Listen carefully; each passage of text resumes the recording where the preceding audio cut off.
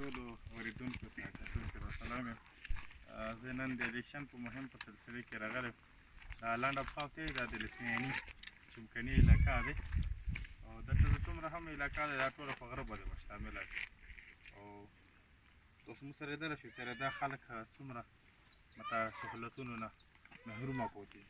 دا خلکو په خپلې خرچې باندې د غره په سر نه اوبه راوستلي دي، په دلته یو څاڅکی په دغه ټنکي کې سټور کېږي.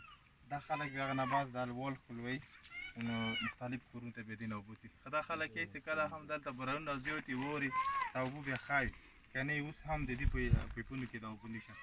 دا سکیم چې کړی دی دا د خلکو په خپله کړی دی، یعنې دا د حکومت په نګراني کې نه دی شوی او نه تر ورځ نه په دغه وخته پرې نه چې د یمنۍ یا سینیټر چونکې د دې خاورې دی هغه هم اوسه په دې علاقې ته نه دی راغلی. دا خلک دا یې چې څومره دلته یې موږ کړي دلته اوسه د حکومتي یوې محکمې افسران نه دی راغلي چې هغه سره مو لاس میلاو کړي.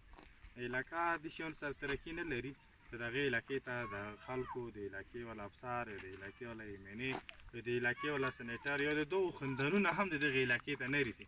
نو څو پرې چې دې علاقې ته دا خلک نه رسي نو د دې احساس به ورته نه کوي. زه دلته راغلم کوم له سیاڼي دلته څومره هم ځوانان کس وو ما دا یقین سره ځایلی شوم چې دا بې تعلیمه هم دي او زه یقین سره چې دې کوم روان نسل دی هغه هم بې تعلیمه. موږ سره نږدې ملګری ولاړ وروره دا راته وایه چې دا سکیم تاسو کړی دی او دې باندې تاسو خرچه چوره کړې دي، آیا دغه نه تاسو اوس د کلي اوبه پرا دی نه دي؟ بسم الله الرحمن الرحیم.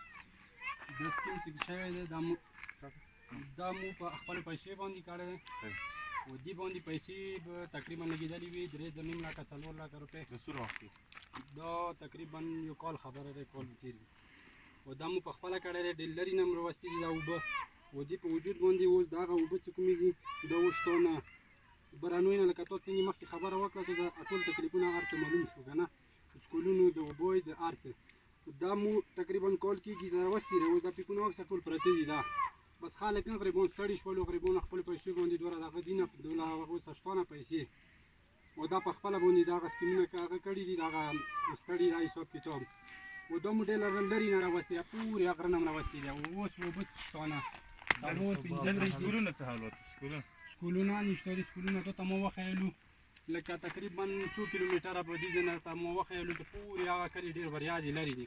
هغو ته وړه ماشومان چې وڅرا شي بیا د هغوی داسې تکلیف وي داسې چې تقریبا میاشتې کې به یو ځلې ډاکټر ته بیایې د هغوی ځنګلونه د هغوی پښې خوږېږي او ډېر لرې دي. دغه سړی غواړي چې دا لنډه خاوته یا تو ولیدلو ټول دیو کې نه سړک ورته هغه شته دي سهولتونه په چرۍ باندې جوړ کړي دي او نه ورکې سکولونه شته دي. د تقریبا ډېر وخت تېر شه چې کوم دا وړ کې دي تقریبا همداسې هغه نه ورکې سپتالونه شته دي. سپتالونه دغه دي نه ته بازار ته ځې 50,000 روپۍ دا ته هر څه سره لګوې نه ورکې سپتال سهولت شته و نه ورکې نور څه سهولتونه شته دي. دا پیپونه اکثر ټول همداسې پراته دي. حکومت دې پله هېڅ توجه نشته دی والا که هېڅوک هم راغلی وي نه یمنۍ راغلی دی نه بل داسې کس راغلی خپلو خلکو ته څه وایي روان وخت کې هغه کوم خپلو خلکو ته زه دا یم مشران غریبان خو هغه ډول دی خو د کشري جوړې ته زه دا یم که نه څه تاسې ووټ وي یا څه وي هغه کارونه هغه سړي ته ویر کړئ چې هغه د ملک او د تاسې د کلي په پیدې راځي. وړوی ماشومانو ته سکولونه ته هغه کې سړک یې ته برابري کړي او مثال کې ته نور څه منډه ته راړوي د تاسې د غریب اواز به چېته وي هغه سړي ته دا ووټ ویر کړو او ته مو ته راغلی تا شکریه دې کوو ډېره مو ته ولا که هېڅوک هم دې نه مخکې راغلي